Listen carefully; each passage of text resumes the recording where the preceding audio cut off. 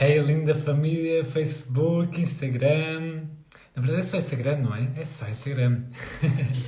Sejam muito bem-vindos a esse direto. Nosso primeiro episódio de uma linda, linda série onde nós vamos falar sobre toda a transformação que nós tivemos da religião para a espiritualidade.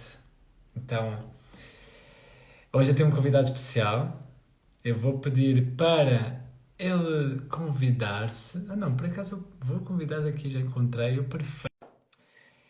E estou muito curioso para essa sessão que nós vamos ter hoje, para essa live. Já vou explicar porquê. Isto porque eu acho que o Ora senhor viva, jardineiro vai alinhando-se ora comigo. viva, Daniel. Boas, como é que estás? Estou muito bem, muito grato e muito honrado pelo teu convite e ainda por cima de começar esta série. Assim, sinto-me bastante privilegiado. Sim, que Esse é, incrível, não é? esse é o mote, sim. E a forma como aconteceu e enfim. Olha, foi tudo muito rápido também deste lado.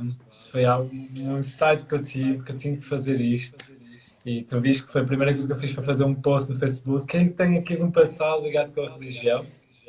E tu foste uma das pessoas que falaste, que comentaste a tua história e achei super curioso. Eu já te queria ouvir há muito tempo. Eu já sei que fazes aí muita coisa e vamos falar sobre isto.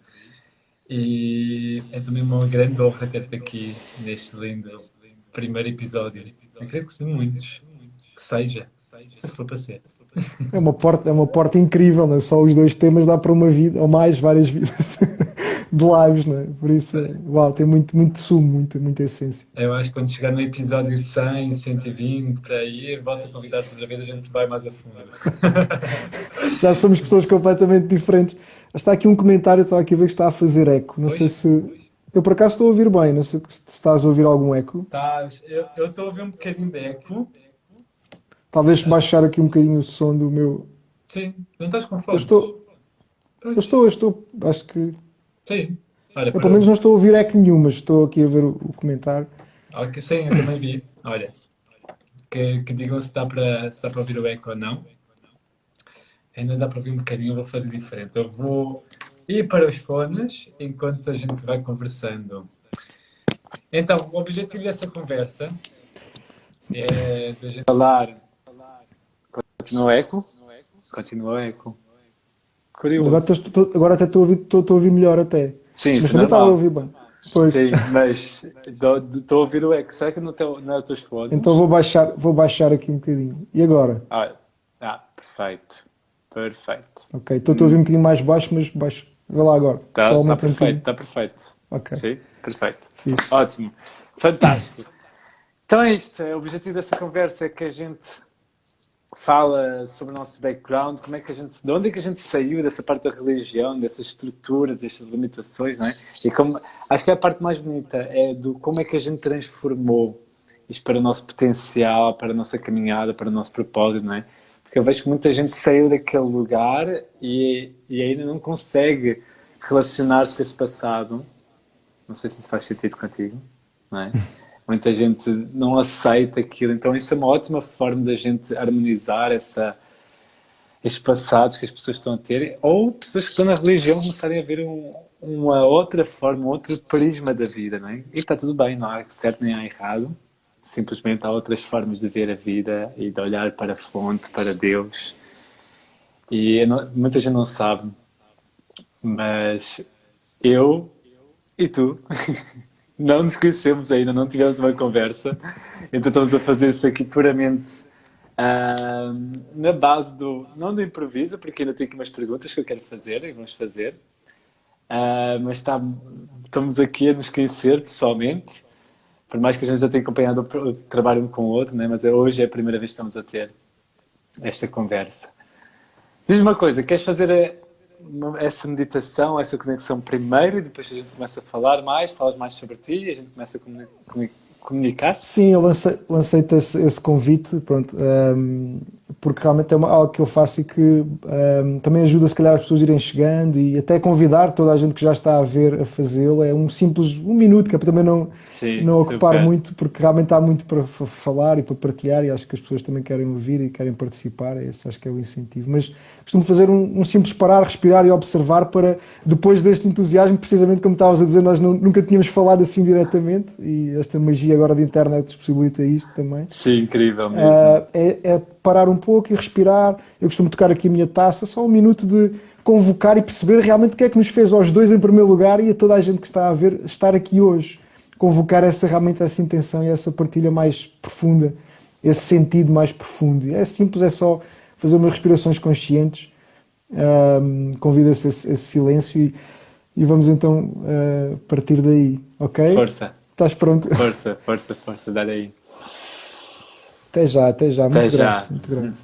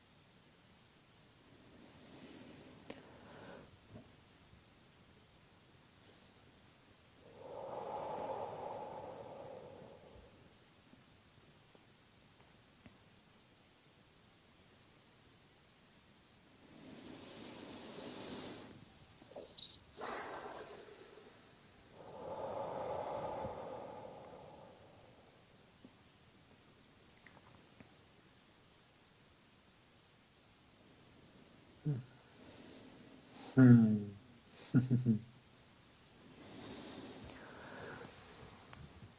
Hum.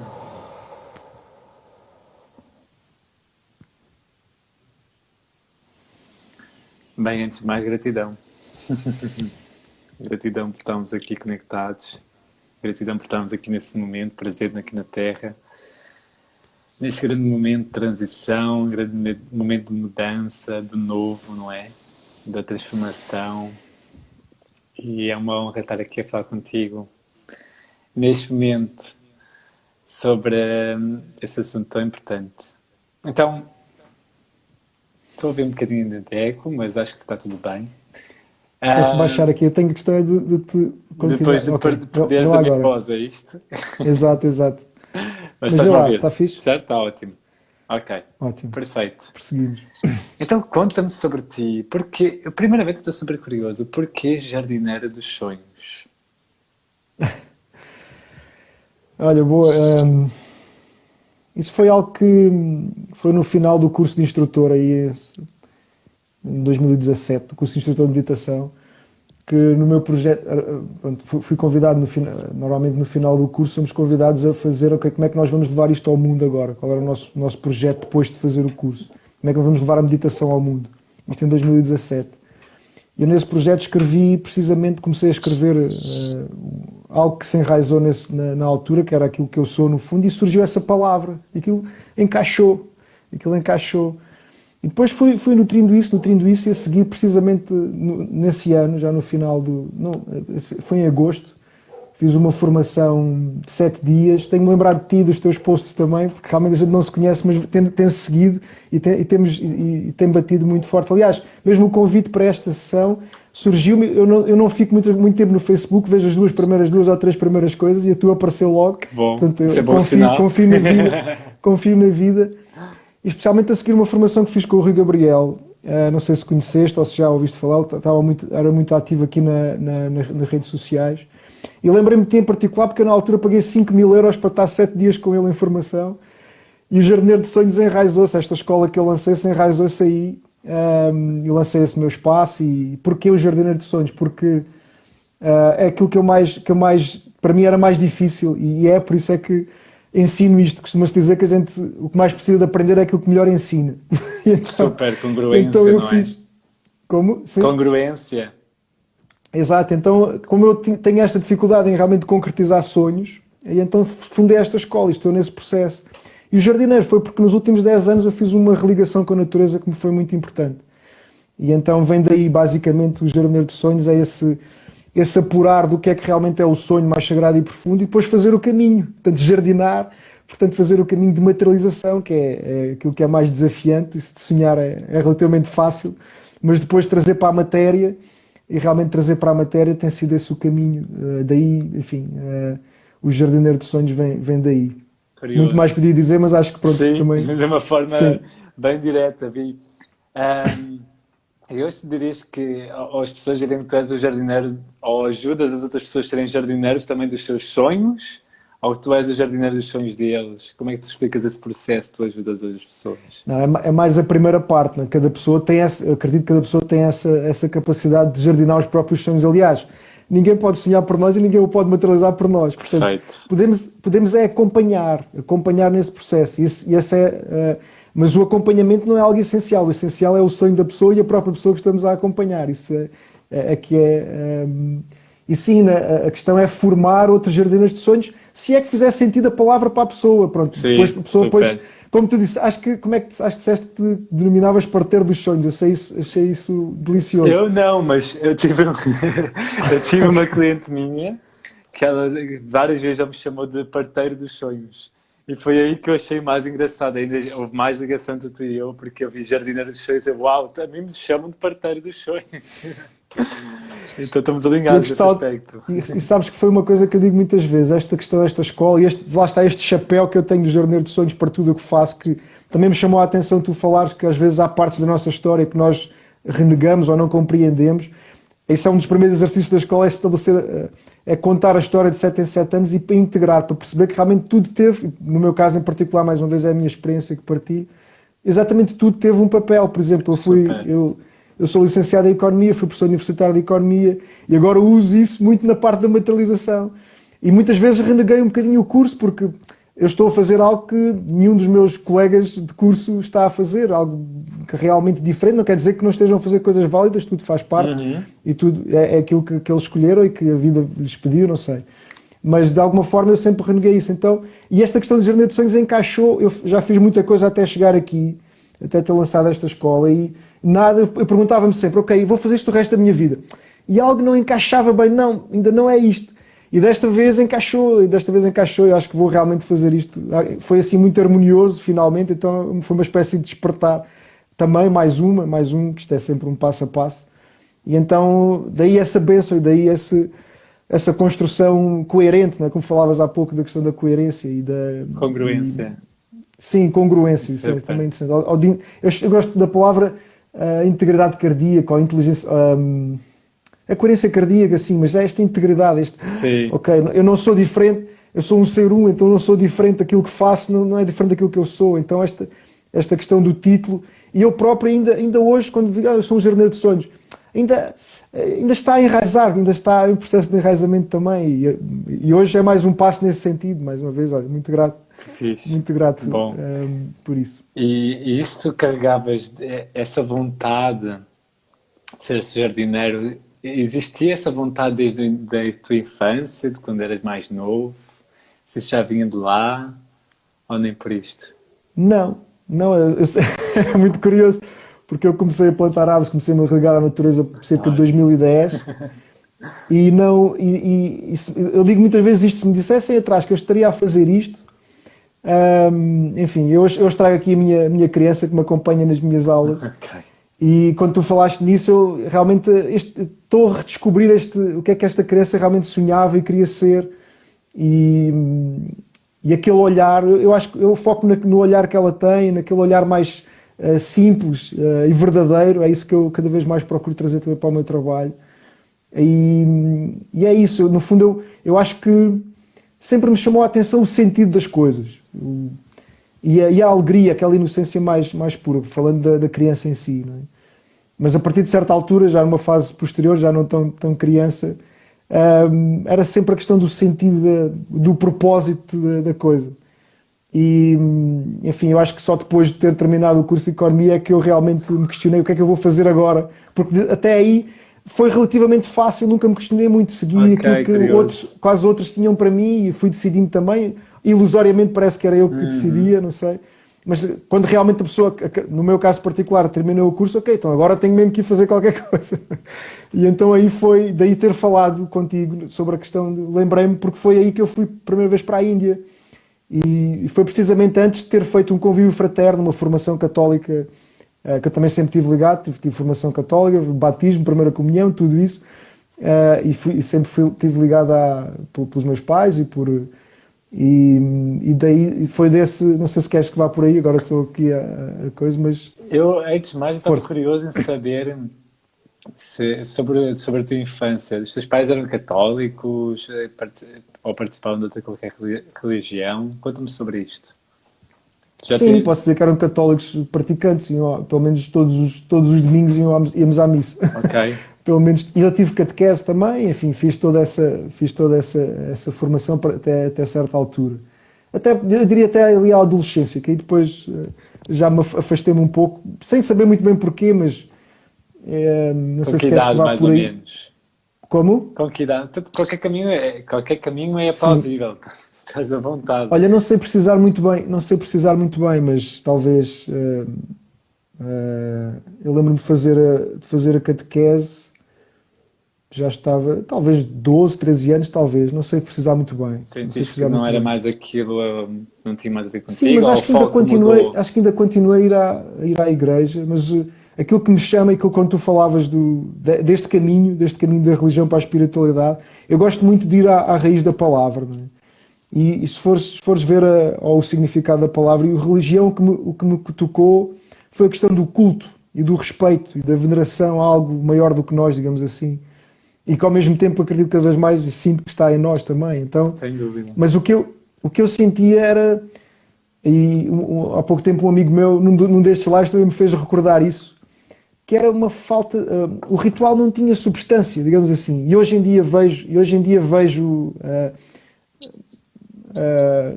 eu não costumo muito ir à igreja quando está a missa a dar, mas gosto muito de ir à igreja, porque aqueles templos, aliás, de qualquer religião, aliás, aqueles templos têm algo de sagrado. Eu tenho muito este espírito peregrino e sempre que ando pelos sítios gosto de ir às igrejas e aos sítios mais antigos, porque eu acho que nós carregamos esta ancestralidade, esta sabedoria ancestral em nós também, e é assim uma espécie de honrar e de agradecer os antepassados, e ok, agora somos nós, agora o que é que vamos fazer com tudo isto? E então eu gosto muito, aliás, eu achava que as igrejas e os templos deviam estar sempre abertos para as pessoas poderem entrar quando quisessem e estar, porque são sítios que inspiram o silêncio também, é muito bom meditar lá e lembro-me das últimas viagens peregrinas que fiz fora de Portugal em 2015, fui à Bulgária e visitei aquela catedral imensa em Sófia. Sim, já ouvi falar dela. E é incrível, e nós fui com a Escola de Desenvolvimento Transpessoal, que foi uma das minhas escolas que me ajudou a formar esta, e então, eu lembro-me que até um dos que nos guiou nessa peregrinação, nessa viagem, quis fazer uma meditação lá, e até conversou com um dos responsáveis do espaço, e ele não achou muito bem, porque, enfim, não queria, lá está esta questão, se calhar falavas, que se calhar esta abertura, digamos assim, esta ainda pouca abertura a mexer no dogma ou no ritual, muito, que eu diria que tem uma certa artificialidade, é quase só ler as palavras que estão escritas no livro quando a pessoa realmente não está a sentir aquilo, não sei, falta-me essa substância. E eu hoje em dia trago muito o ritual para o meu trabalho, aliás, como vês, este parar, respirar e observar, eu acho decisivo e muito importante, mas é algo que tem que ser sentido.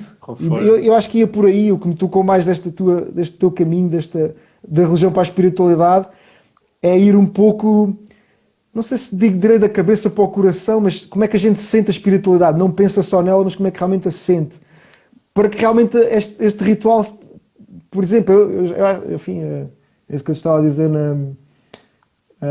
Eu já não sinto o chamamento de ir, por exemplo, assistir a uma missa numa igreja, a não ser Super. que esteja um evento muito especial ou não sei. Não sei se entendes Eu aquilo que estou a compreendo dizer. totalmente o que estás a dizer. Tu não sabes, e é giro contar isto, porque eu também não tenho tido muita oportunidade de compartilhar esse meu passado, ou por onde é de onde é que surgiu toda essa vontade que eu estou a fazer hoje. Mas eu nasci num berço evangélico. Eu sou brasileiro, meus pais são brasileiros, ok? Então temos essa parte do Brasil bem forte. Eu vim para cá com idade para Portugal. E eu nasci nesse berço bastante evangélico, bastante forte. Meus pais já estavam na igreja e a Bíblia estava sempre muito presente. E ainda acho engraçado porque a parte evangélica ainda tem mais, eu sinto que tem ainda mais fogo, não é? Enquanto a parte católica eu sinto que é um bocado mais é forte, mas é mais rígido a nível de estruturas e é um bocado, é mais ainda mental, não é? E é isso que é isso que eu quero chegar da parte mental para o coração, não é? A parte do evangelismo é ainda mais é expansiva, mas até um certo limite, não é? E a Bíblia esteve sempre presente, e os meus pais tornaram-se pastores da igreja também, e viajámos por muitas partes do mundo para fazer trabalho missionário, Moçambique, África do Sul, Brasil também. E, bem, eu estava sempre na igreja, imagina, não é? Eu estava sempre na igreja, e quando não era igreja eram reuniões familiares dentro da minha casa. Então, desde sempre que eu estou aqui, nesta vida, né, encarnado como Daniel, eu estive sempre no meio dessa parte religiosa cristã. E a Bíblia é a Bíblia, não é? A Bíblia é a perfeição, é a palavra de Deus, é inquestionável e é perfeita, é hoje, é ontem, hoje, é eternamente, não é? Todas essas conversas. E o que eu via muito, e por eu ter muito esse espírito questionador, né, de questionar tudo, eu sempre questionei tudo, e era um bocado a ovelha negra das igrejas por causa disto, não é? Eu via que as pessoas liam a Bíblia e elas, com a própria mente delas, raciocinavam o que a Bíblia estava a dizer. E cada um raciocinava da sua forma. E aí foi aí que começou a gerar as divisões das igrejas todas, não é? E o que eu senti foi que a partir do momento que... E aí que foi a grande mudança, naquela época, não é? Porque era a única coisa que eu podia encontrar Deus, podia dizer assim, não é? E quando eu li a Bíblia, eu tentava ir o máximo com o meu coração, de olhar, de escutar ou de ler com o coração e não com a mente, sabes? Mas que isto só foi possível mesmo quando realmente compreendi o que estava na Bíblia, de onde é que veio, qual é que foi a origem, compreendi essa parte toda. E pude realmente abrir o meu coração sem medos, sem limites, sem travas, não é? E expandir-me totalmente para o divino, para seja lá o que é que seja, não é? Seja, chamamos de fonte, chamamos de Deus, chamamos de divino.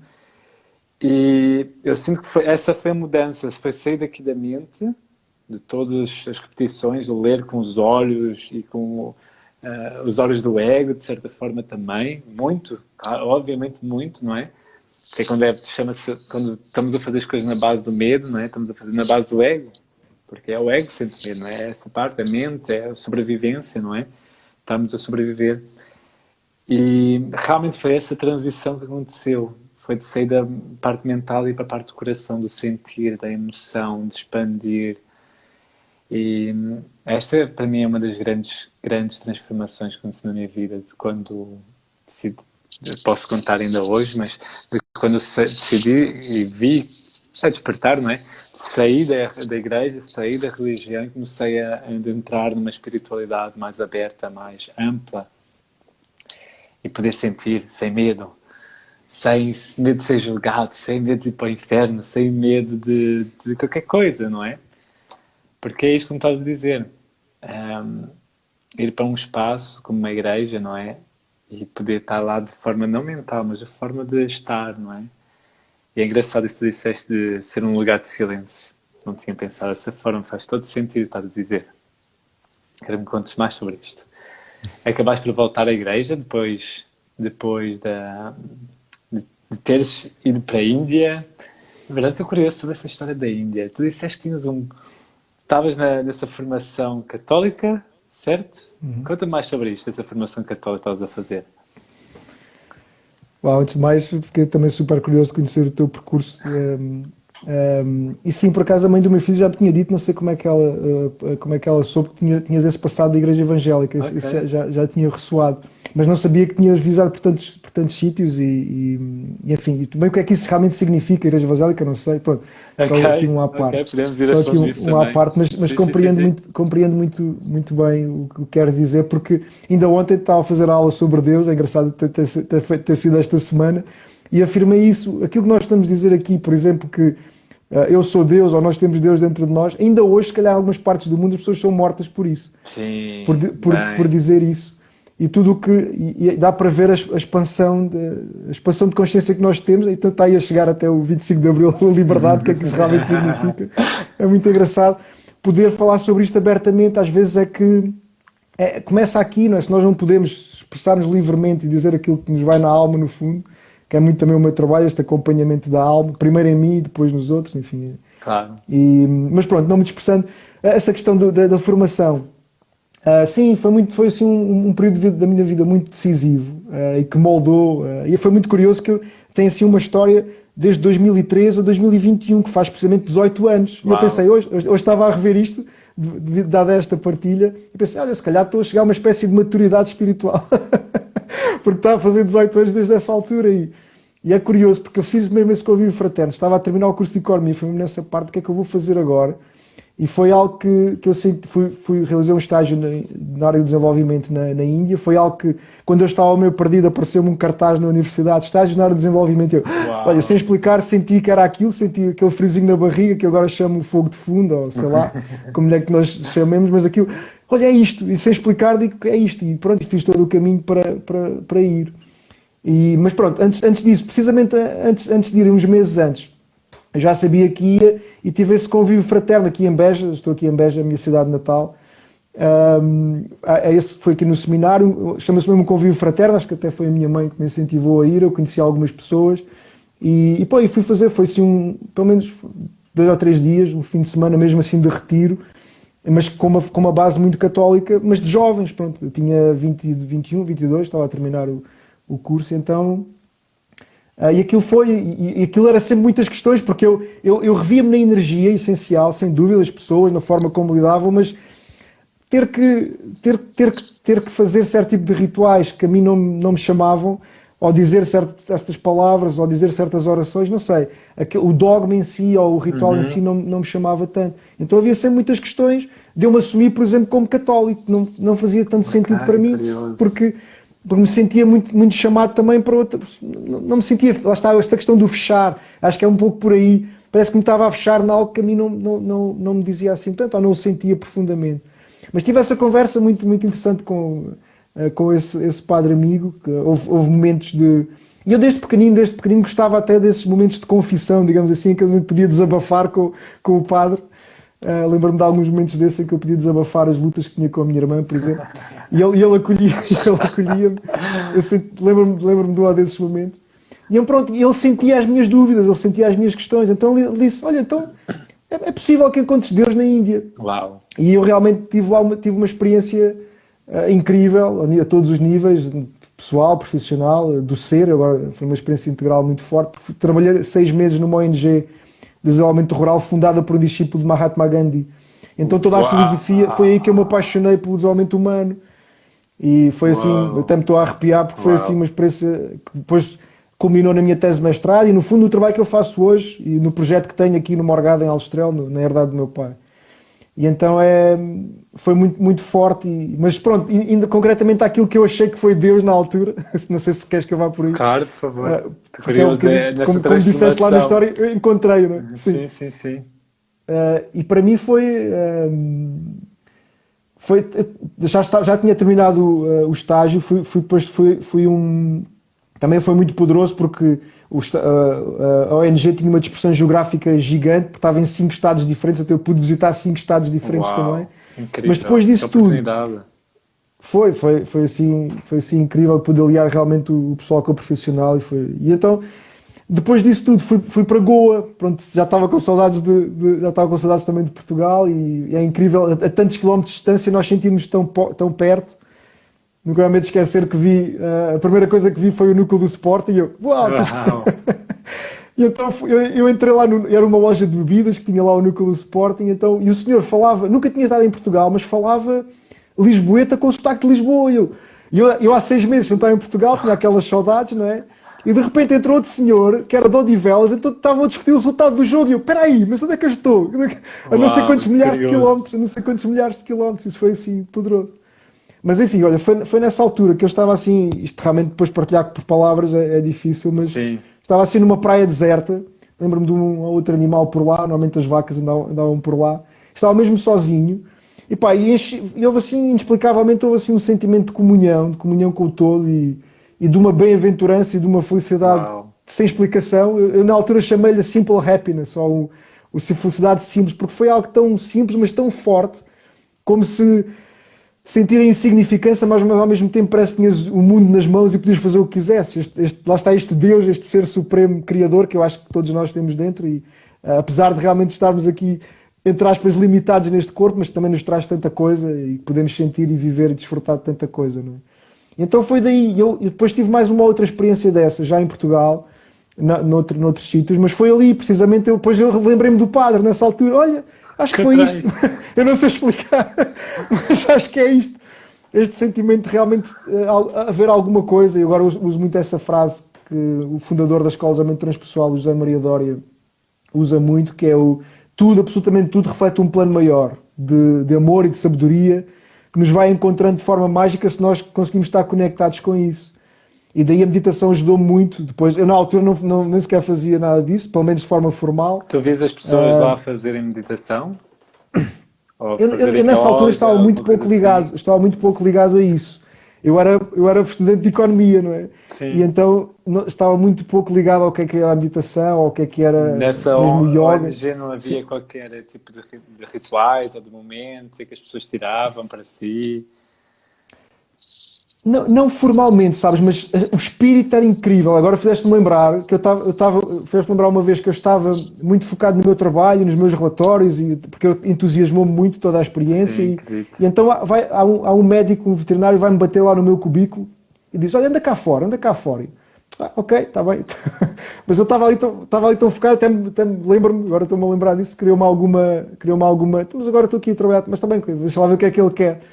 E ele foi lá fora ao jardim, porque ele era assim num campus, assim, na cidade de Pune, cerca de, não sei se alguma vez estiveste na Índia. Não, se tens alguma... ainda não. É perto, um amigo meu costuma dizer que tem o maior número de pessoas por quilómetro quadrado iluminadas, segundo ele. Okay. Também são tantos que ajudam. Mas enfim, estava-te a dizer, foi algo que me marcou, que estavas a falar do espírito. Ele te levou lá para fora? Sim, e levou-me a ver uma árvore que estava mesmo junto ao meu quarto, e eu nunca tinha reparado nela, mas levou-me a ver porque ela estava a florir, e acho que aquilo acontecia de forma muito fugaz, na altura não tinha qualquer ligação, nem sei qual era a árvore, nem qual era, mas aquilo chamou-me, porque ele parou-me uma trabalho e chamou-me: olha, vê, observa isto. E eu realmente depois fiquei, aquilo tinha uma beleza incrível, porque isto acho que acontecia só durante um curto período de tempo, uma vez por ano, não é? Portanto, então era um momento realmente que então, ele sentiu necessidade de me chamar e ir lá. Isto só para te dizer, porque realmente a filosofia espiritual, acho eu, e de humana, eu acho que eu li apaixonei-me mesmo pelo desenvolvimento humano. Sim. Então, realmente, acho também que está cada vez mais na hora de nós trazermos o espiritual à matéria e ao humano e ao dia-a-dia. Acho que assim é que faz sentido. Como é que nós vivemos com mais qualidade, com mais felicidade, trazer esse sentir, esse entusiasmo, esse ser possuído por Deus, esse ser preenchido por Deus para o dia-a-dia. Então, assim que falaste nisso, lembrei-me disto. Nem sequer mais uma vez, isto não estava nada previsto. Mas assim que lembraste desse, qual era o ritual? Era um bocadinho a forma de estar das pessoas e como paravam sempre para tomar o chá, não sei se influenciado pelos portugueses ou pelos ingleses, a meio da tarde. E havia um dia em particular em que íamos todos lá para fora reunir, lá para o jardim. Eu ia muitas vezes porque fazia muito calor e de vez em quando a ventoinha falhava, porque a eletricidade falhava. Então eu ia lá fora sentir uma brisa e estava ali a ler um bocadinho o que fundou a ONG e a filosofia deles. E isso sim inspirou-me muito. E claramente aí tinha... E depois também eram veganos, enfim, isso já é outra questão, mas também eram vegetarianos em toda o campus, e havia esta questão, por exemplo, as pessoas nem sequer não podiam comer carne, nem podiam fumar dentro do espaço. Tu Pronto, isto fumavas? já é... não Ok. fumavam, até para mim era bom porque eu não gostava. Sim. Para mim era bom, mas pronto, isso já é uma regra, enfim, já é um bocadinho mais discutível, digamos assim, mas, ou seja, havia ali um sentimento de sagrado, no fundo. Eu, na altura, com 22 anos, não senti nada disto. Agora é engraçado estar a relembrar isto com esta... E não te vinha de vez em quando essa parte da religião, esse questionamento de Deus no meio daquilo tudo, ou estavas muito mergulhado na parte do trabalho? Eu acho que sim, eu tinha sempre os meus momentos, agora que falas nisso, e aprendi muito e tenho, pronto, também... foi um período que eu até me sentia analfabeto, porque olhavas falavam inglês, mas nem todos falavam inglês, e muitas vezes falavam inglês muito básico, não é? E então, mesmo os cartazes na rua, muitas vezes não sequer os compreendias, e passei muito tempo sozinho, então eu lembro-me sempre no final do dia ir lá para o terraço de um dos prédios da ONG e ficar lá a contemplar assim, o pôr do sol, e enfim... Eu não me lembro, porque essa não era a minha busca, no fundo, eu estava ali a cumprir... Também te digo que foi dos períodos, daquela primeira semana em que eu cheguei, foi talvez dos períodos mais desafiantes da minha vida, que eu me senti mais deprimido, e foi uma conexão forte com aquilo que eu realmente estava ali a fazer, o que me levou ali, que me permitiu continuar. E pronto, e depois lá está, mas é aquele sentimento de sentir perdido, um choque cultural grande. Também me lembro, por exemplo... Esta história também é interessante, porque eu lembro-me na altura que fui, na viagem, foi a única vez, talvez a única vez, que eu vi o meu pai as lágrimas nos olhos, quando ele se despediu de mim, porque ele não era muito ligado às emoções e se escondia sempre muito essa parte. Então, enfim, foi uma experiência profundamente espiritual, sem dúvida, agora que relembro estes episódios, e que muito grato por me ajudares a relembrar. Chegaste a... Mas sim, não, na verdade não havia essa... Havia muito esta questão do desenvolvimento humano, da justiça, de trazer o mundo melhor. Isso sim estava muito presente. Lá está, mais uma vez, a filosofia do Gandhi, para quem conhece um bocadinho, é das personagens mais fantásticas. E mesmo a pessoa que fundou a ONG comprometeu-se de alguma forma, tinha uma vivência muito espiritual. Depois eu lia, chamava-se Mandibhai Desai, foi quem fundou. E foi, de alguma forma, foi um compromisso com o Gandhi. Ele não saiu de uma aldeia, comprometeu-se toda a sua vida a desenvolver aquela aldeia. No fundo, por exemplo, o projeto onde eu estava tinha um foco, um objetivo de elevar acima da linha de pobreza 34 mil famílias das zonas rurais. Bem... E então aquilo realmente tinha uma perspectiva muito humana, mas ao mesmo tempo muito espiritual, porque, enfim, quem conhece um bocadinho do Gandhi sempre esteve ligado, mas também era uma das coisas que ele de alguma forma chamava, era como é que nós unimos, e ele era um dos principais, aliás, quando foi a divisão da Índia e do Paquistão entre os hindus e os muçulmanos, ele nem sequer hasteou a bandeira, pelo menos isso vê-se no filme sobre ele, enfim, que também me tocou, acabei por encontrar o filme um pouco antes de ir. Okay. No fundo, ele procurava sempre como é que nós uníamos a essência de todas as religiões, neste caso os hindus e os muçulmanos, que era o que lhe dava, era o que estava mais na pele, digamos assim, não é? Enfim. E é curioso estamos a falar sobre isto, e Gandhi está aqui ao máximo, não é? E ele foi um dos primeiros que a gente sabe, não é? Ou um da modernidade que queria juntar as religiões de certa forma, não é? E eu estou curioso para saber se quando tu voltaste da Índia, tu voltaste a falar com esse padre. Olha, para te ser completamente sincero, eu já nem sei quem foi. Agora que falas nisso, já não consigo, mesmo que quisesse, já não conseguia. Posso tentar fazer uma coisa, mas não foi isso, não foi o mais importante, compreendes? Uhum. Não foi o mais importante. Agora que falas nisso, depois nunca fiz esse retorno, mas era interessante. Eu confesso, já nem sei se está vivo, porque já passaram 18 anos. Imagina. E não sei bem qual era a idade, mas já não consigo dizer quem foi. É curioso, isso não me ficou. Ok. Agora que falas nisso, Mas foi realmente. mesmo um movimento de ter falado com ele, de ter escutado aquilo, não é? Quem sabe Sim, encontras agora fiquei com a Deus. vontade realmente de ir falar com ele e de lhe agradecer e de contar tudo isto, sem dúvida. Mas Que olha, ele giro, teve o papel que que giro. teve e Sim, também sim, sim, agora, olha. super. E quando tu chegaste a questionar-te mais alguma coisa sobre essa parte do catolicismo, porque deve ter, outra vez, mais um choque, não é? Voltar da Índia para cá, para Portugal, e ter todo esse choque cultural. Foi um choque em muitas coisas, especialmente porque eu gastava 100 euros para comer 3 vezes lá na Índia, 100 euros não, 100 escudos, na altura 100 escudos, era 50 cêntimos na altura para comer 3 vezes e depois quando voltei, não, foi muito curioso porque eu ganhava 3.000 rupias, que era 60 euros, e que mesmo assim já era o dobro da linha de pobreza das famílias, que era uma família de 5 que era 30 euros, era 1 euro por dia ou $1 por dia na altura. E então essa parte foi um choque, voltar a realmente Pois, e depois imagino. até fiz um exercício muito interessante na altura, que quanto dinheiro é que eu precisava para voltar para a Índia e já não ter que me preocupar. E na Ok. altura esta questão dos 20.000 euros, nem sequer precisava de trabalhar, podia voltar. E sabes que isso ajudou-me muito a perder o medo, porque deu-me alguma segurança. Repara, fogo, realmente isto é tão simples. Foi assim, estou-me a lembrar nessa altura, mas foi um período difícil e ao mesmo tempo fácil, porque eu vinha assim com uma luz incrível. Eu lembro-me disso. Eu sabia que tinha que voltar, aliás, tive até uma outra oportunidade de. Aliás, eu costumo dizer que voltei quando já estava ambientado, né? 6 meses é pouco, Sim, ainda, mas já é ainda o é pouco, suficiente. Já é o mas suficiente para já estabelecer, estava sim. muito ambientado, então, mas senti que, pronto, na altura, voltei para fazer o mestrado. Foi muito curioso também porque eu fiz o curso de Economia assim, meio aos tropeções, sem saber muito bem. Finalizei nos 4 anos, mesmo assim, mas enfim, foi ali um bocadinho. Aliás, eu na altura fazia atletismo e dedicava mais aos treinos do que à universidade. Mas depois, quando voltei com uma experiência, um sentido, e o mestrado já correu de outra forma, até tive logo notas muito melhores e Hum, havia ali um propósito, já havia ali um propósito pois, muito, ok. muito interessante. E então eu voltei realmente com uma. Olha, foi muito curioso porque lancei o primeiro blog na altura, porque eu vinha com uma ânsia de partilhar a experiência muito grande. Uau. E então tudo aí. Começou por eh, aí.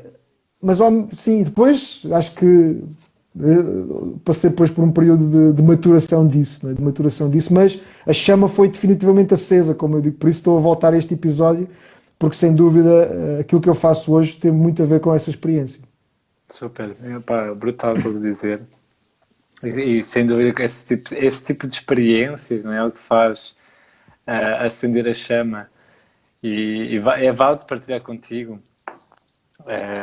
porque é giro partilhar, que a mim não foi uma experiência de viajar ou de ter algo assim, mas foi um livro que bastou ser o suficiente para acordar-me e fazer uma grande mudança na minha vida.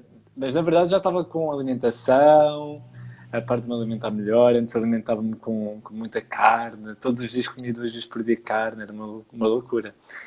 E nada de saladas e leites e Coca-Colas, era muito mal. Aí comecei-me a alimentar bem, a minha irmã influenciar-me bastante. Mas foi a partir do momento que eu li um livro que. E essa é a parte curiosa do catolicismo evangélico, mais uma vez. No Evangelho tu podes ter muita parte de profecias e de falar em línguas e orar de uma forma mais ampla, sem ter que repetir, tão estruturada assim. Ainda assim estruturada, mas não é tão estruturada como no catolicismo. E eu lembro que estava a ler um livro de um profeta evangélico dos Estados Unidos, que ele estava a contar os seus sonhos. Ele fazia os livros era sobre as visões que ele tinha. Eram umas viagens brutais, assim.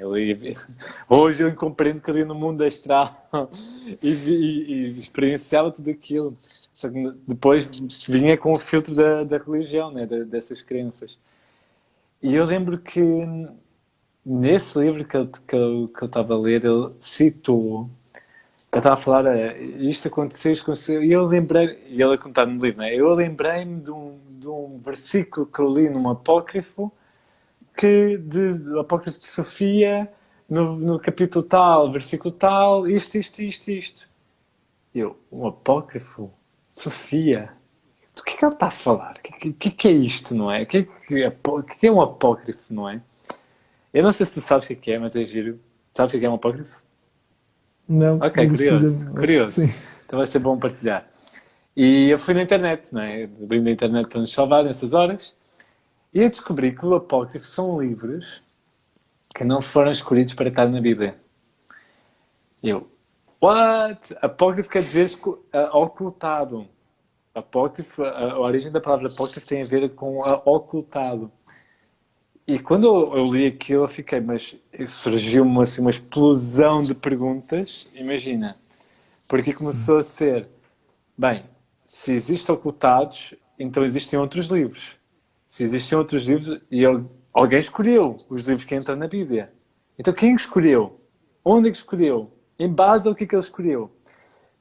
E começaram-se 1000 perguntas. E eu pensei, ok, esses apócrifos estão disponíveis? Eu posso-os ler?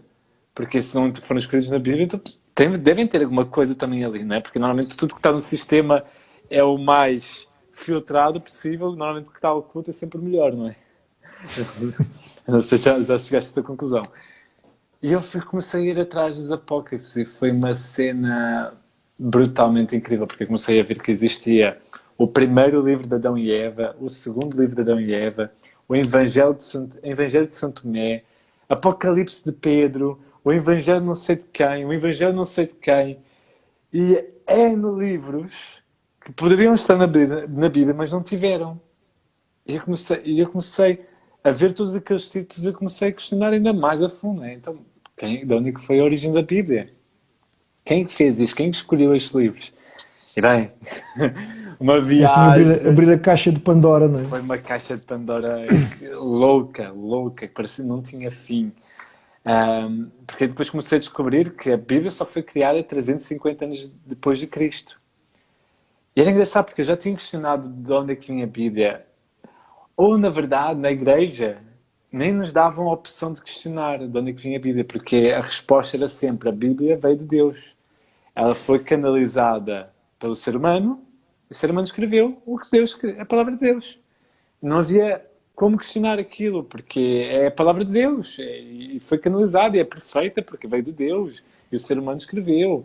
E aquilo e tu nunca questionas, não tens espaço, é tão bem feito, que não tens espaço para questionar nem sequer uma vez de quem é que juntou a Bíblia. Não é, eu lembro que muitas vezes eu chegava a essa pergunta de vez em quando, assim de leve, sabes, dentro de mim surgia esta vontade de questionar, mas eu lembro que rapidamente eu era cortado, sabes, tipo, não vale a pena questionar. É a palavra de Deus, a palavra de Deus nos questiona, porque tudo é perfeito na parte de Deus, né? Porque a própria Bíblia diz que nenhum ponto final ou nenhuma vírgula pode ser tirada ou acrescentada, não é? Então é mesmo perfeita. E aí eu descobri que foi escrita 350 anos depois de Cristo. Isto é muito ano. Isto é muito ano.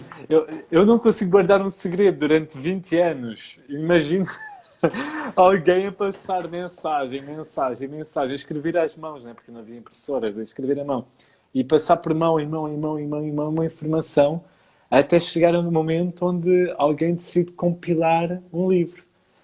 Também a pergunta me veio foi: porquê compilou? Não é? Qual é a intenção e qual é o propósito de compilar um livro? Não é? Ou vários livros num só. E eu comecei a ir a fundo nisto e estás curioso em saber sobre isto?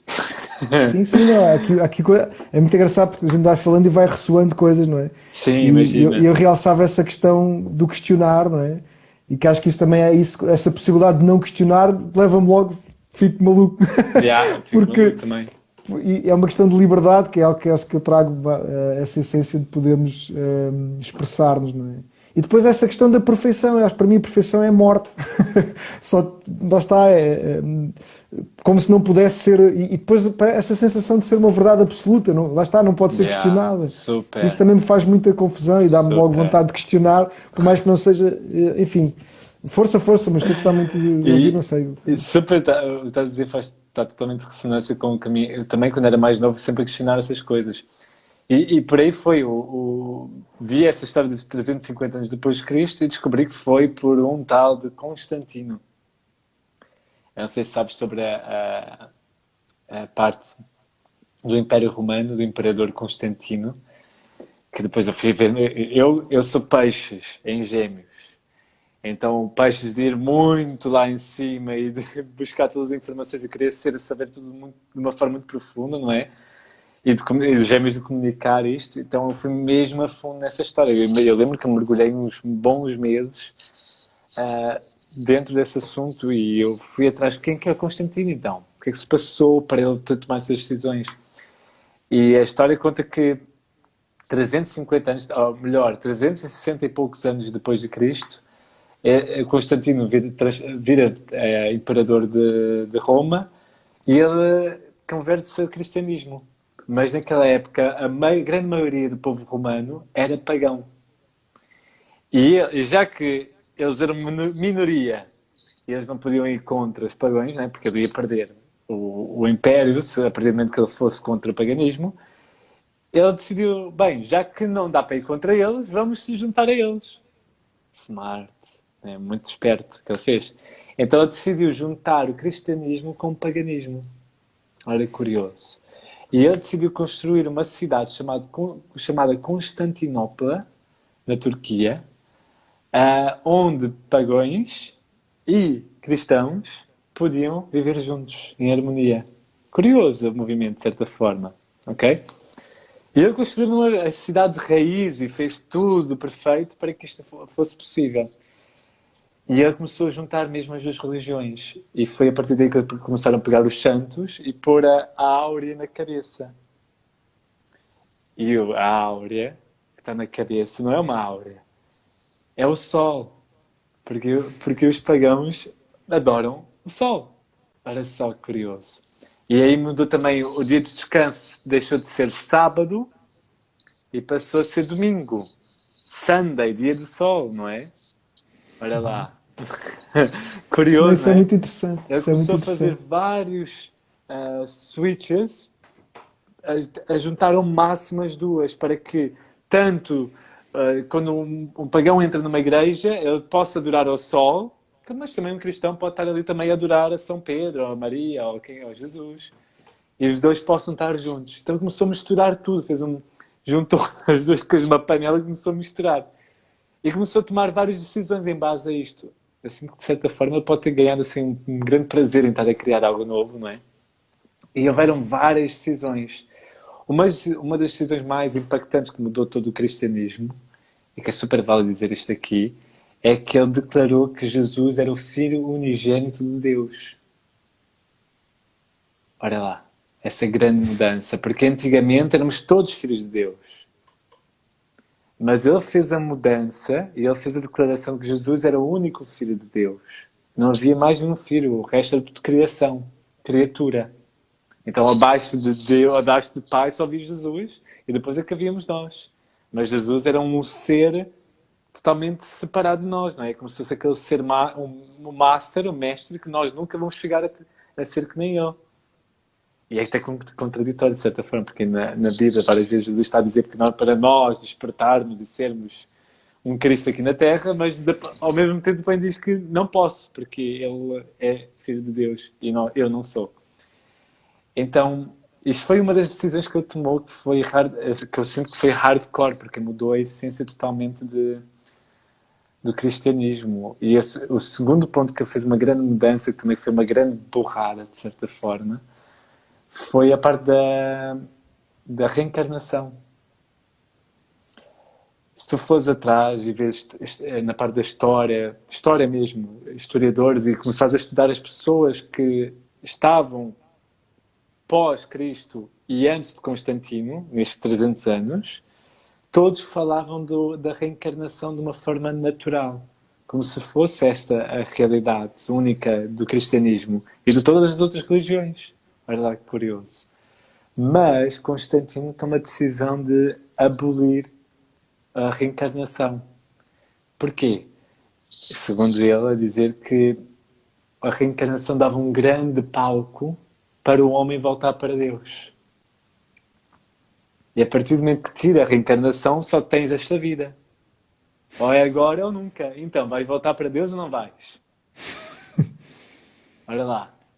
Então tornou tudo Ok. muito mais... Uau, só tenho esta vida. Mudou mesmo a realidade de todos os seres humanos. Curioso isto, não é? E isso perde-se todo o sentido da vida quando se deixa de se acreditar na reencarnação. Faz sentido, não é? Há muitas questões sem resposta quando pensas que não existe reencarnação. Do tipo, então se eu nasço aqui e de onde é que eu surgi então? Do nada e depois eu vou para um lugar. Afinal, toda a energia se transforma ou é criada, não é? Porque a física, a lei da física, tudo diz que tudo se transforma, nada se cria, não é? Tudo se transforma. Então, e porquê que nós somos criados, não é? Estes tipos de questionamentos que a crença de, da vida única não tem sustento, não é? E ele tomou essa decisão. E a Bíblia? Onde é que vem a Bíblia? Acho que é a parte mais brutal. A Bíblia, naquela época existiam mais de 3.000 livros sobre tudo. Sobre a religião, sobre Jesus, sobre o antes dos hebreus e todas as histórias. Existiam mais de 3.000 livros. Isso é muito livro, não é? É muito livro.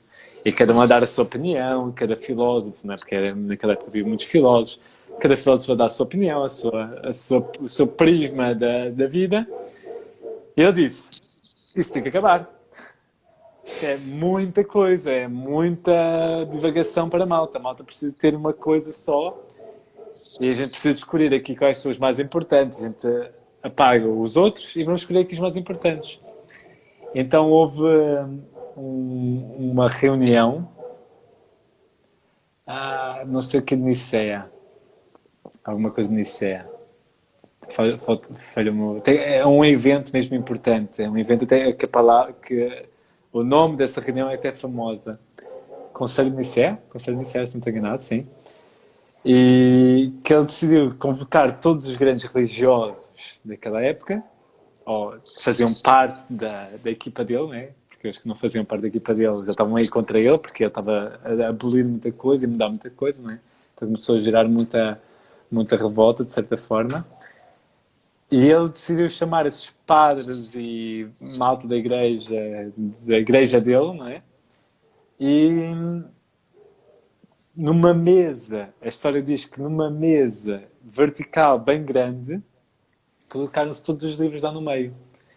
E estendeu-se essas pessoas pela mesa e colocou-se Constantino e o braço direito dele, que tem um nome também famoso, ficaram numa das pontas da mesa. Ok? Todos os livros que esses padres, essas pessoas sentiam que eram divinos, iam perto de Constantino. Todos os outros que não faziam sentido, ia lá para o outro lado da mesa. Ok?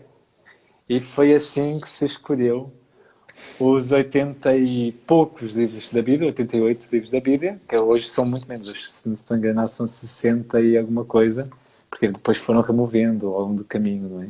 Depois de milhares de anos foram-se removendo os livros. Mais uma vez que, às vezes, então, afinal, não tiram-se pontos nem vírgulas, mas tiram-se livros. Livros pode ser, mas pontos e vírgulas não foi mudado por Deus. E isso é que nos chocou. E é daí que veio o cristianismo católico romano. Daí que vem a palavra romana. Catolicismo romano. Foi essa junção do paganismo com o cristianismo. E aí é que nós começamos a ver, e olha lá, isso pode ser que abre uma nova visão de olhares para a religião, de que hoje muitas dos rituais da Igreja Católica são rituais pagãos. Tanto de comer a carne de alguém, beber o sangue de alguém, adorar um Deus maior. Entendes? São todos rituais. Se fores mais a fundo, consegues encontrar tudo origens daí por detrás disso. E se vais às igrejas mais antigas da Europa e destes lugares todos, tu vais ver que também vai ter muita simbologia pagã. Do sol, dos astros. O sol está sempre a iluminar todos os seres. É como se fosse mesmo o Deus Sol, Deus maior, a iluminar todos os outros seres. Então, quando eu li aquilo, e depois, ainda mais descobri depois que são 1400 anos que a Bíblia depois passa em mão em mão, em mão em mão, em mão em mão, em mão em mão, não é? A passar por muitas mãos. E só quem estava no poder tinha acesso sabia ler, não é? Não sei se não me engano era em latim e grego e essas línguas que a Bíblia estava traduzida. Comecei a ver, epá, quem garante que mudaram alguma coisa? Porque se tiraram livros, colocaram livros, então, certo?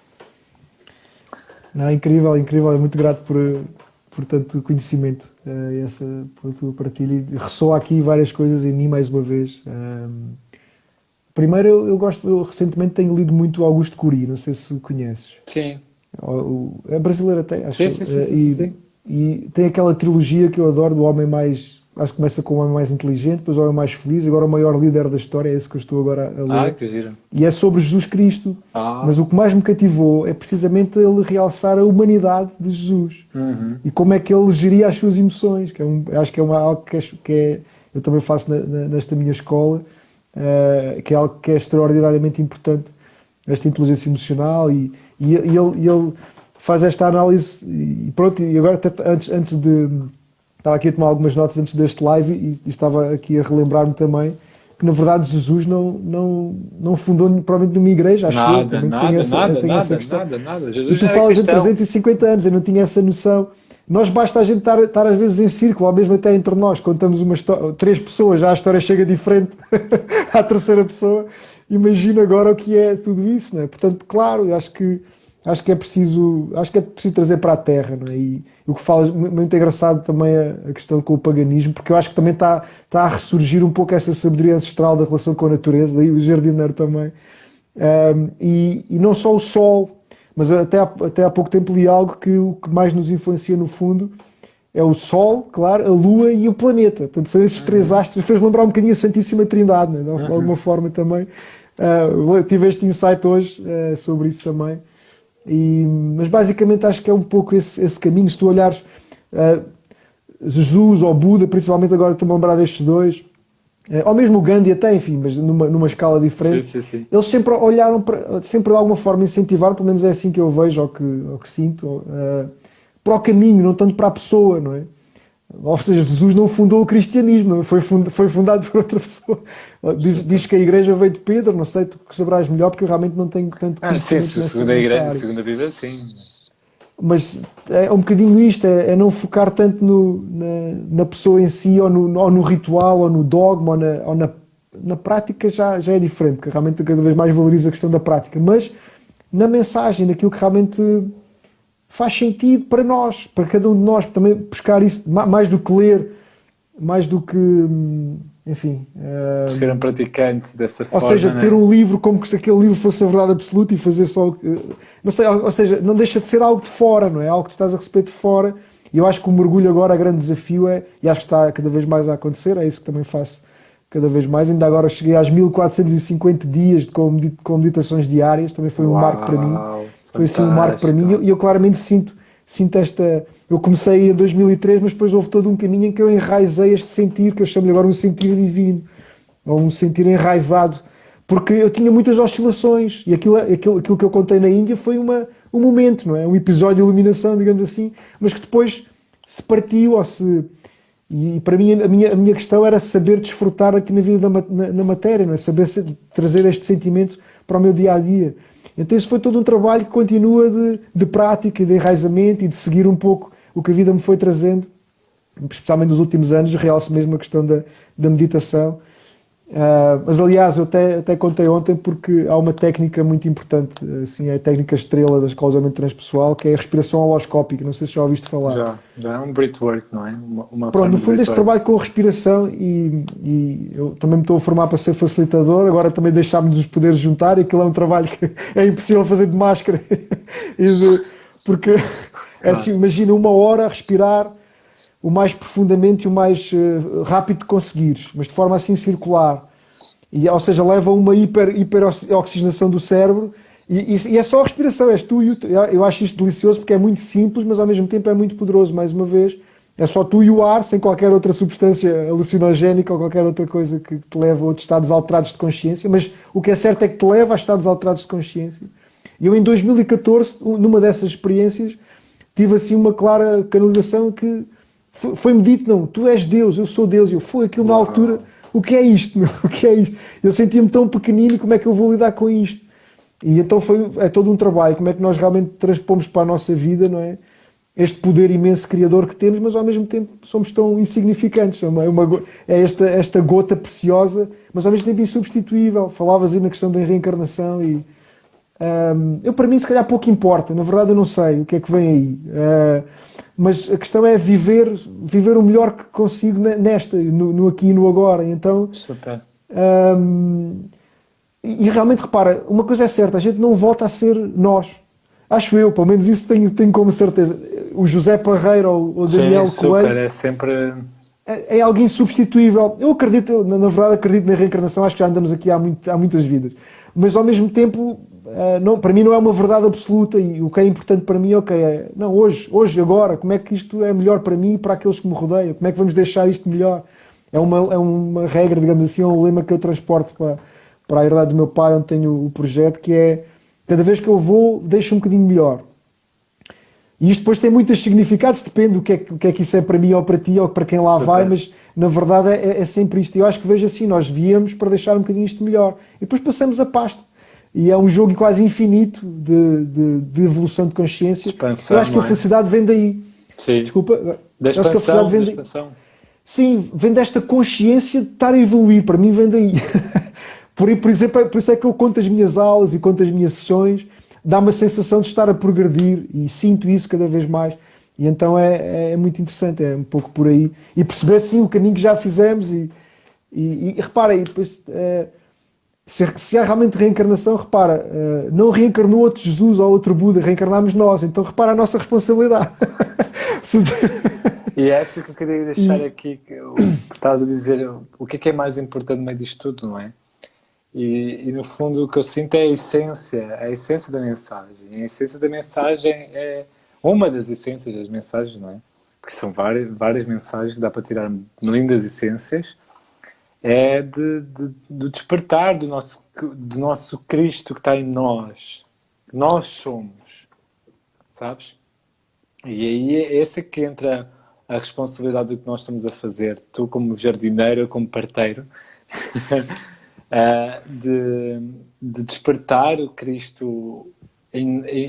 Uma coisa é despertar, outra coisa é despertar o potencial crístico, sabes? Nós vivemos a nossa vida de uma forma expansiva e de usarmos a nossa vida sempre de uma forma sem potencial e de sermos sempre mais e de sempre darmos o melhor e crescermos de uma forma potencial. Porque eu vejo muita gente está ali, não é? Naquela, eu estou bem, está confortável aqui, mas tem tanto, não é?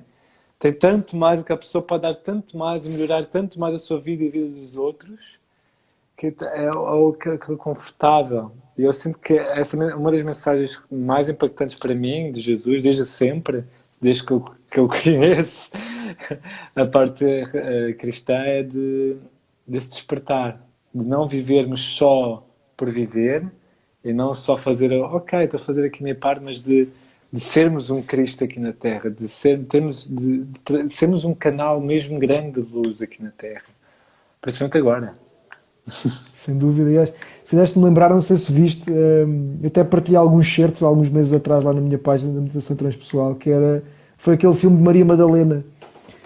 Não sei se viste o filme da Maria Madalena, e o que me tocou ali primeiro foi Jesus, pelo menos pronto, era o ator que estava a representar, supostamente foi ele que disse aquilo, a gente realmente nunca sabe, mas o que interessa para mim é como te toca, não é? Como eu assim que vi aquele cartaz e não é isto, como te realmente te toca, relembrar também que quando o embrião se forma ou o feto se forma, a primeira coisa a ser criada é o coração, portanto, muito antes do cérebro, a primeira coisa que bate é o coração. E então ele dizia nesse filme se nós temos a coragem de ouvir o nosso silêncio e de agir de acordo com o que nós ouvimos no nosso silêncio. E aquilo tocou-me e vai no sentido de dizer como é que nós saímos da zona de conforto, não é? Porque realmente sim, às vezes parece que é mais fácil. E eu confesso que estou numa fase em que já é-me impossível. Por exemplo, este convite que tu me lançaste, já era impossível dizer que não, porque eu tinha que estar aqui. E isso é bastante confortável, mas claro que há nervosismo, há ansiedade. Eu nem sequer te conhecia, não sei. Há sempre esta coisa, mas de alguma forma eu já sabia que ia estar aqui. E estar ligado a esse fluxo, é uma bênção incrível. E, enfim, e ao mesmo tempo podemos partilhar a nossa humanidade. Também me tocou a forma como faz os lives. Pá, é assim muito, muito, muito sincero e é o dia a dia. Olha, agora apetece-me ter esta mensagem para passar. Isso é muito Sem fixe. estar bonito, sem estar. E olha, nesse filme o que me tocou foi a parte humana de Jesus, porque há lá uma parte em que ele supostamente ressuscita Lázaro, mas vai ali vai para a caverna, vai ali para as trevas dele, ele vê, ou toma consciência daquilo que tinha que fazer, que era ser crucificado, ou não sei, e então Maria Madalena aproxima-se dele e ele estava num período mesmo ali depressivo, ou seja, ver Jesus assim, lá está, não ser só esta luz, esta parte humana é que me cativou, porque acho que todos nós passamos por isso, então esta parte de ir à sombra, de ir à dor e de ir ao sofrimento e daí retirar a aprendizagem, não é? Então Maria Madalena chegou ao pé dele e disse, ok, o caminho leva-te às trevas, porque ele disse que viu a vida, sentia tão bem, como se calhar eu partilhei que tive aquele momento, mas depois tive muitos momentos de sofrimento e de depressão até chegar até aqui hoje, até ti hoje aqui, por exemplo. Somos dois. Mas Maria Madalena esteve lá e dizia, não, mas olha, independentemente do que seja, e é o trabalho que eu faço muito nesta escola e que estou cada vez mais a aprender, independentemente do que seja, eu vou estar lá contigo, eu vou contigo até ao fim. E aquilo, para mim, é a grande definição de acompanhamento e do trabalho que eu faço também, e provavelmente é isso que faço também, pelo menos é isso que me tocou, é este acompanhamento desta beleza da humanidade, desta vulnerabilidade que a pessoa muitas vezes tem, que não está sempre luminoso, não está sempre... Não. E então esta capacidade de lidar com isso também acho que é muito importante. Isso não é o mais importante, não é? Aliás, eu acho que Jesus... Sim, como? O mal, não há mal em cair. O ponto aqui é o quão rápido é que te levantas, ou o quão rápido tu digeres toda aquela informação que está a ser passada naquele processo de descida, não é? Para mais rapidamente voltares a um estado mais elevado, não é? Sim, eu acho que é mesmo uma prática. Inteligência emocional, podemos dizer assim também. Sim, por isso é que me cativa tanto a forma como o Curi analisa a vida de Jesus, porque eu acho que até, por exemplo, a reunião dos apóstolos, ele escolheu as pessoas mais... Agora estou a começar a ler, parece que os apóstolos eram das pessoas mais difíceis emocionalmente, ele reuniu-os ali e provou que era possível, não havia pessoas irrecuperáveis. Super. E incrível a forma como ele fez, e por isso é que tinha uma capacidade de gestão de emoção. Repara, nós só conseguimos imaginar o que é tudo o que ele passou e conseguir manter ali a postura e a presença no fundo. Dou-te um exemplo, e não quero também estender muito mais, porque já estamos a 1h10, porque isto aqui era uma conversa, dava para ir 3 horas, 4 horas facilmente, tem muita coisa aqui. Sem dúvida. Mas pegando essa falta de dizer, eu já aceitei pessoas difíceis no meu programa, que eu disse, bem, isso vai ser um desafio, mas se veio até mim, não é? Se está aqui presente, então é porque eu posso, é porque eu tenho condição de ser esse canal, de guiar essa pessoa para brilhar a sua luz e ela voar. E é um desafio, sem dúvida, mas que não há limites a nível de ser humano, é? Todos nós estamos prontos para iluminar, todos nós estamos prontos para brilhar, só precisamos de querer, no fundo, não é? Então, para mim, o que basta é o compromisso de outra pessoa. E de certa forma, o que eu vejo é que Jesus mostrava ali às pessoas, olha, há a opção de algo diferente. Há a opção de deixar de ser pescador e de ser pescador de pessoas.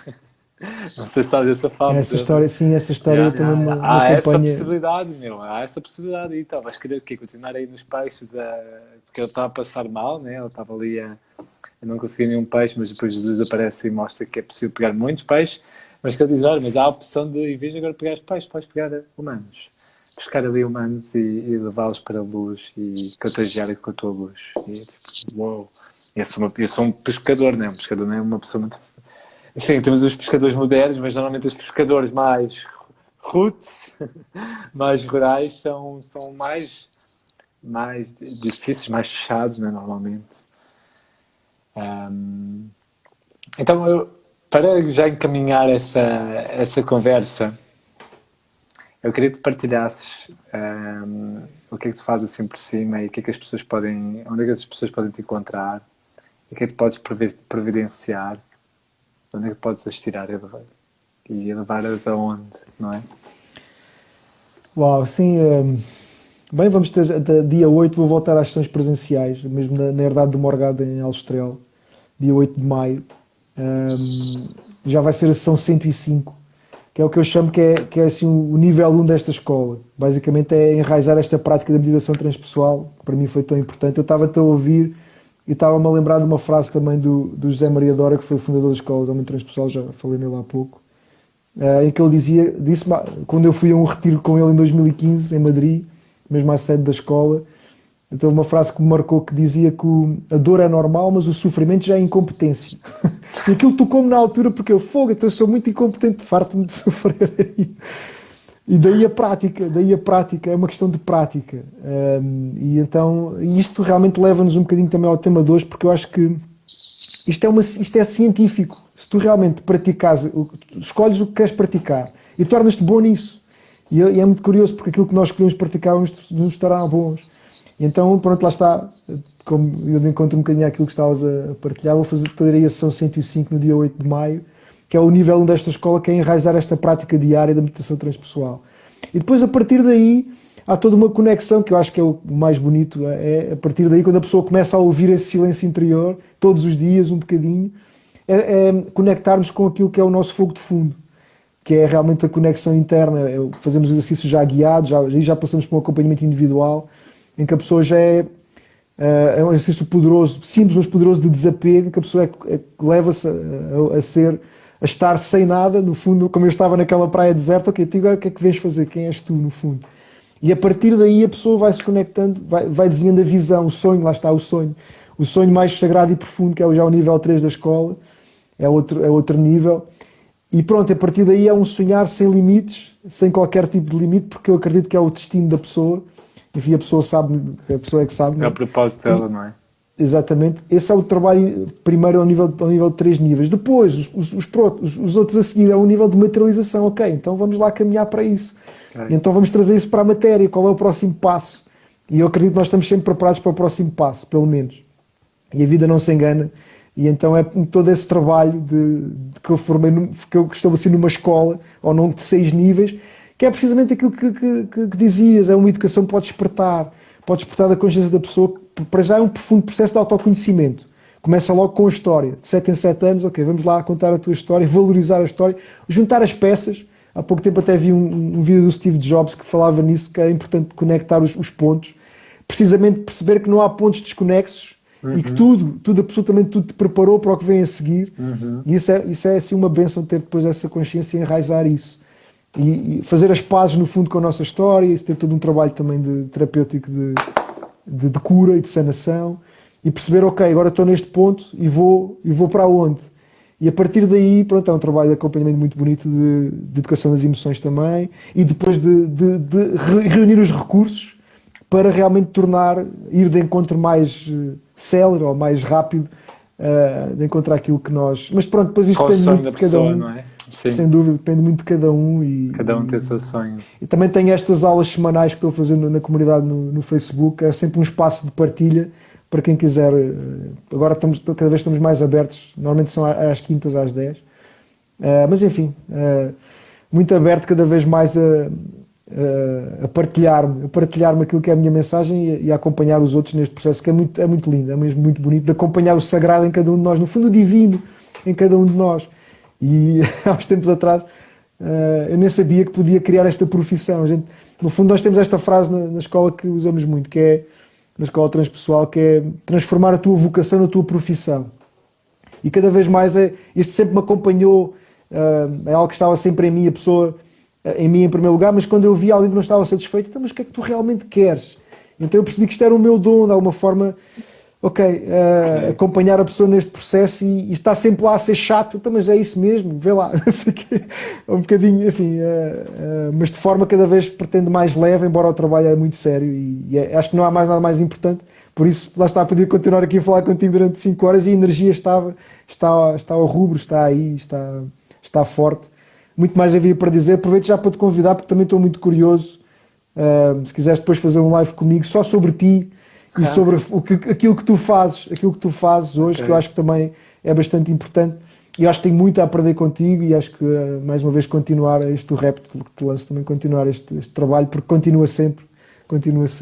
Temos muito aprendendo com outros. Muito grato, Daniel, por Que tudo. bom. E as pessoas podem... Espero estar contigo pessoalmente o mais cedo possível. Super. Se vieres a Sintra, já sabes. E se eu for ao Alentejo, não é?